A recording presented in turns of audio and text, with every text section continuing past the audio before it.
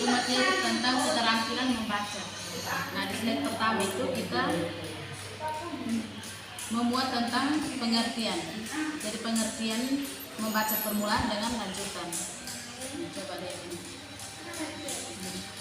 Jadi pertama di sini itu membaca permulaan dan yang kedua itu membaca lanjutan. Di sini hanya untuk targetnya pengertian saja di slide pertama ini. Lanjut slide 2, tujuan membaca permulaan dan lanjutan. Jadi tujuan membaca permulaan itu tujuan yang pertama tujuan membaca ada 4. Yang pertama mengetahui dan memahami sistem lambang tulisan. Yang kedua mengenai kata dan kalimat, dan yang ketiga menemukan ide pokok dan kata kunci, dan yang keempat menceritakan isi bacaan ini. Yang kedua, tujuan membaca lanjutan.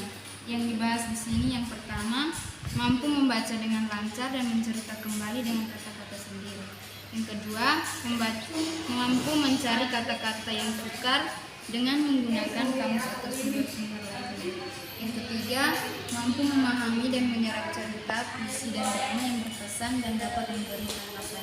Yang keempat, mampu membaca teks bacaan secara cepat dan dapat mencatat gagasan-gagasan utama serta menyimpulkan isinya dengan kata-kata sendiri.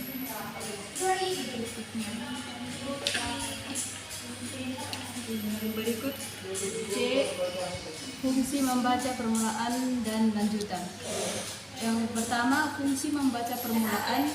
Fungsi membaca permulaan yaitu untuk mempersiapkan kemampuan membaca dan untuk membantu kelancaran siswa dalam mengikuti proses pembelajaran pada semua bidang studi.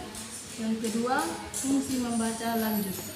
Fungsi membaca lanjutan adalah agar siswa dapat memahami bahasa orang lain yang tertulis serta menambah pengetahuan dan mengembangkan emosi anak.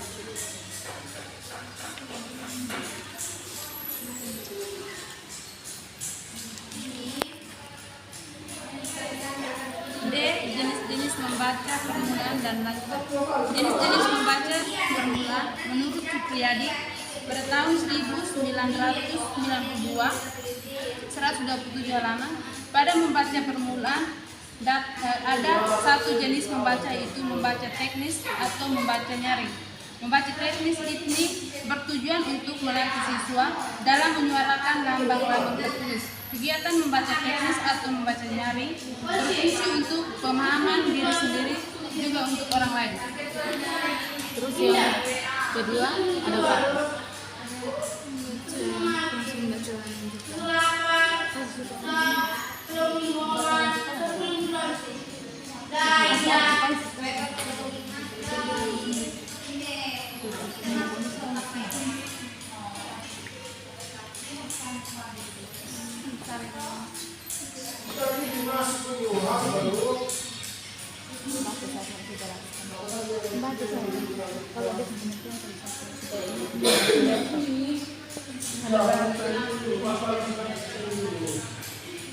Jenis-jenis membaca lanjutan.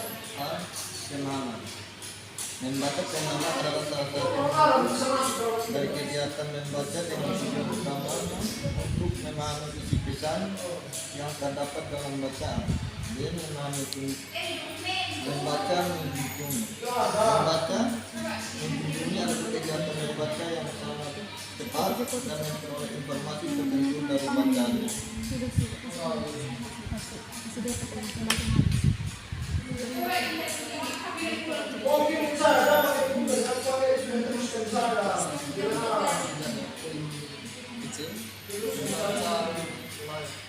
Membaca sekilas adalah membaca yang membuat mata kita bergerak cepat, melihat, memperhatikan bahan tulisan untuk mengetahui isi atau bagian dalam suatu bacaan.